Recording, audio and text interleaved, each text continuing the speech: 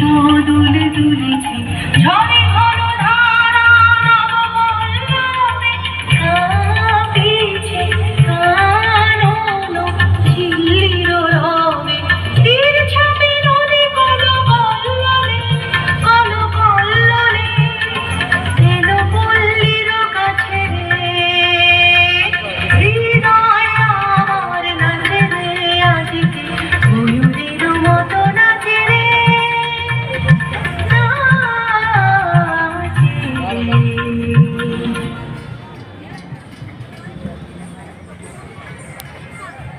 এবার আমাদের আবৃত্তি পরিবেশন হবে। আমাদের যারা অর্গানে আছেন, একটু তুহিন, আমাদের তুহিন ভাই মঞ্চে চলে আসবে।